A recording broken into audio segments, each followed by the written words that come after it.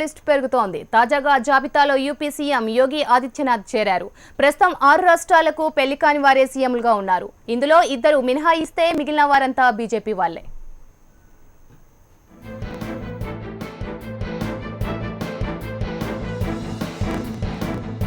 ప్రజాసేవ కోసం జీవితాన్ని అంకితం చేశారో లేక మరో కారణమో తెలియదు కానీ 6 రాష్ట్రాల సీఎంలు పెళ్లికి దూరంగా ఉన్నారు. పశ్చిమ Bengal CM Mamata Banerjee, Odisha CM Naveen Patnaik, Uttarakhand CM Trivendra Singh Rawat, Haryana CM ML Khattar, Assam CM Sarbananda Sonowal పెళ్లి చేసుకోలేదు. తాజాగా యూపీ సీఎంగా ప్రమాణ స్వీకారం చేసిన యోగి ఆదిత్యనాథ్ కూడా పెళ్లి కాని సీఎంల జాబితాలో చేరారు. తన జీవితం ప్రజాసేవకి అంకితమని, తన గురించి తాను ఆలోచించడానికి సమయం లేదని మమతా బెనర్జీ ఎన్నోసార్లు బహిరంగ సభల్లోనే ప్రకటించారు. పశ్చిమ బెంగాల్లో వామపక్ష కూటమిని గద్దె దింపడానికి ప్రయత్నించి ఎన్నోసార్లు విఫలమైనా కూడా ఆమె పట్టువదలలేదు. చివరికి 2011లో మమత బెంగాల్ పీఠాన్ని దక్కించుకున్నారు. బెంగాల్ సీఎంగా వరుసగా రెండోసారి కొనసాగుతున్నారు.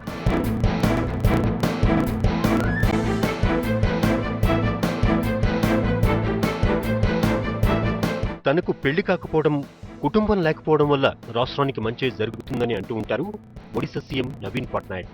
కాంగ్రెస్ పార్టీలలోగా కుటుంబ స్వామ్యం వచ్చే అవకాశమే లేదని ప్రజలకు ఉదాహరణగా చెబుతూ ఉంటారు. ఒడిశా సీఎంగా పట్నాయక్ 17 ఏళ్లుగా కొనసాగుతున్నారు.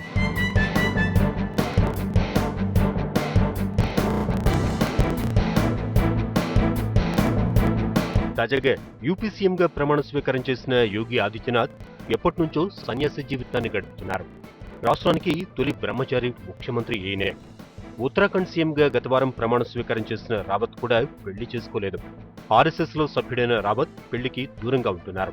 గతంలో కేంద్ర క్రీడల శాఖ మంత్రిగా పనిచేసి ప్రస్తుతం అసోం సీఎంగా ఉన్న సోనోవాల్ కూడా బ్రహ్మచారే.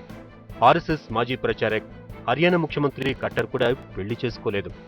ఈ పెళ్లికి కాని 4 సీఎంలు కూడా బీజేపీకి చెందిన వాళ్లే.